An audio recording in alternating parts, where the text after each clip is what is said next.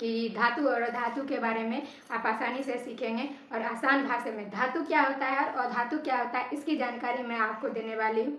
धातु में जो है आपको धातुई चमक होगा, उसकी जो है आघात वर्धनीयता होगी। इस तरह से आपको मैं इस वीडियो में बताऊंगी और आप देखते रहिए और आसान भाषा में सीखिएगा। देखिए क्या करते।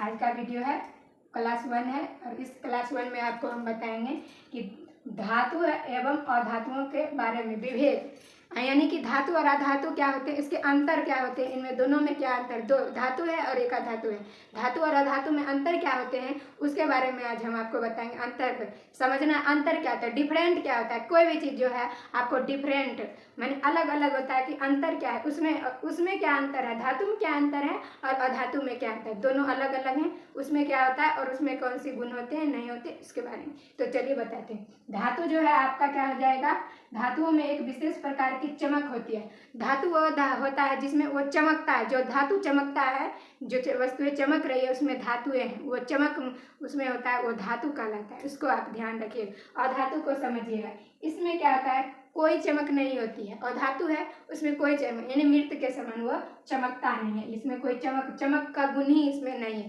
धातु में क्या होता है चमक होता है और अधातु में चमक नहीं होता है। यहाँ तक आपने समझ गया। अब देखिए क्या कहता है, धातु में पराया ऋणात्मक होती है। अब आपको इसमें क्या करना है, धातुएं जो है ऋणात्मक होती है। ये क्या कहता है धातु ऋणात्मक होती है तो आपको सीधे बताएंगे अधातु में क्या होता है तो आप कहेंगे धनात्मक होता है। धातु ऋणात्मक होता है तो वो धनात्मक होगा। धातुएं क्या होती है धनात्मक, यानी धातुएं धनात्मक होती है तो अधातु ऋणात्मक होती है। इसको आप समझिए, धातु धनात्मक होती है तो अधातु क्या होगा ऋण लेगा, ऋणात्मक होती है तो ऋण लेगा, कर्जा, ऐसे समझिए।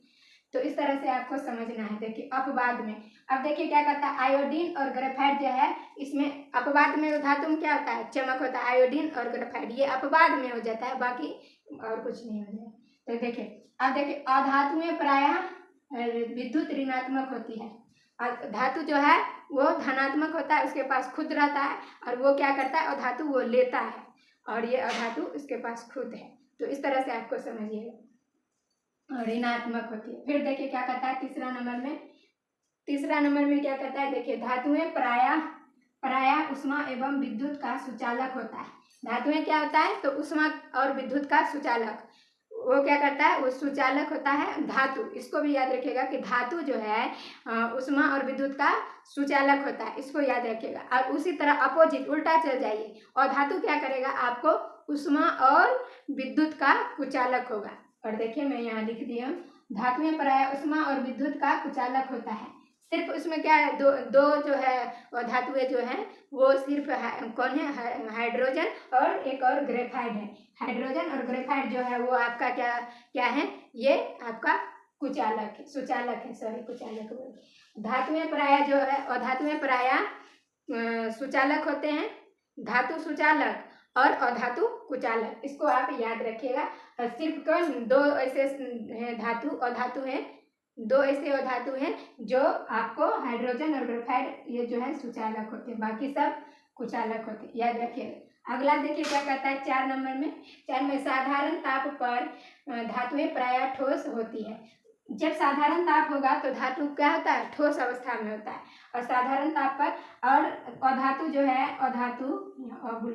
अधातुएं साधारण ताप पर ठोस या द्रव गैस होती है। और धातु क्या होता है साधारण ताप पर ठोस या द्रव गैस में होता है, इसको आप याद रखिए। सिर्फ दो धातुएं जो हैं आपको क्या है, दो धातु जो है कौन सा होता है द्रव होता है, वो कौन सा धातु है तो ब्रोमीन अधातु जो है साधारण ताप पर, सॉरी एक धातु, सिर्फ एक धातु जो है आपका ब्रोमीन, एक अधातु है जो ब्रोमीन है वो द्रव पर जो है आपका साधारण ताप पर वो द्रव हो जाता है। अब देखिए अधातुएं आघात वर्धनीयता तथा तन्य होती है।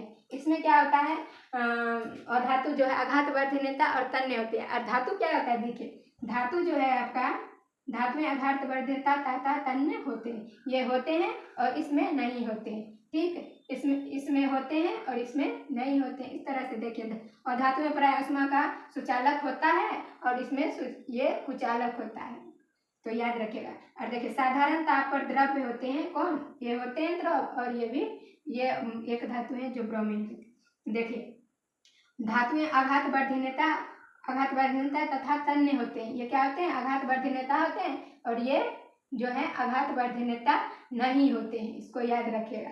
और अपवाद में जो है प्लास्टिक और ये गंधक जो है इसका सिर्फ तन्य होता है, आघात वर्धनीयता नहीं होता है लेकिन इसका तन्य होता है, इसको याद रखिएगा। फिर देखिए यहाँ पर क्या कहता है, धातुएं के घनत्व निम्न होते हैं। धातु का घनत्व क्या होता है? निम्न होता है, एकदम सा कम होता है, निम्न। और धातुएं जो है धातुएं के घनत्व उच्च होते हैं।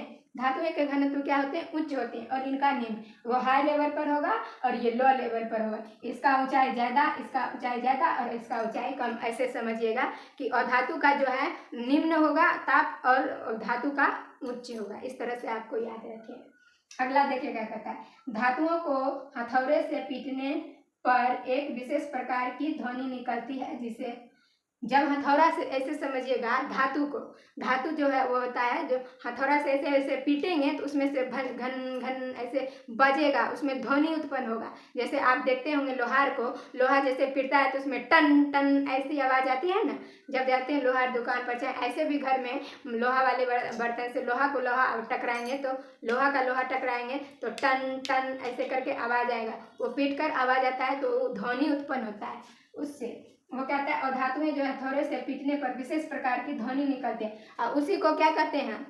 अब उसी अधातु को हम धातुई ध्वनि कहते हैं। अब आपको पता हो गया होगा कि धातुएं ध्वनि क्या होती है। तो धातुएं ध्वनि जब हथौड़े से पीटते हैं तो उसमें टन टन ऐसे आवाज़ आती है, उसमें से एक प्रकार की ध्वनि निकलती है, उसी ध्वनि को हम कहते हैं धातुई ध्वनि। इसको भी आप याद रखिएगा। यहाँ तक आपने समझ गया है। अब देखिए यहाँ जो है अधातु में चलते, अधातुएं में धातुई चमक नहीं होती, निकलती है, धातुओं में धातुई ध्वनि नहीं निकलती है, बल्कि हथौड़े से पीटने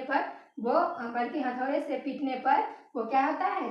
चूर चूर हो जाता है, टूट जाता है। इसको समझिए, अधातु में क्या होता है, जब हथौड़े से उसको पीटते हैं तो ऐसे अलग अलग बिखर जाता है, टूटता है, उसमें से आवाज़ नहीं आती है। जैसे कांच ले लीजिए, कांच को तोड़ते हैं तो क्या होता है, उसमें धन धन धुन धुन की आवाज़ आती नहीं है। ऐसे कांच को जब तोड़ते हैं, देखिए धातुई चमक ध्वनि, धातुओं में धातुई ध्वनि नहीं निकलती, बल्कि हथौड़े से पीटने पर धातुएं जो है टूट टूट कर चूर चूर हो जाती हैं। यहाँ तक आपने समझ गया है। तो आप देखिए, अब देखिए वो अधातु में क्या होता है, जब अधातु को पीटते हैं ऐसे करके तो क्या होता है, वो टूट टूट करके वो चूर चूर हो जाता है, अलग अलग हो जाता है, और ये टन टन जैसे लोहा में आवाज़ करते हैं वैसे इसमें आवाज़ बिल्कुल नहीं करता है। तो इस तरह से आपने इसको समझ गया होंगे। आई होप आप इसको समझ गए होंगे। तो एक लाइक ज़रूर करिएगा और ज़्यादा से ज़्यादा शेयर, सब्सक्राइब बटन को भी प्रेस कर लीजिएगा, ताकि अगले वीडियो मैं बनाऊं और आपके तक यह वीडियो पहुंचे। तो मिलते हैं अगले वीडियो के लिए, तब तक के लिए जय हिंद।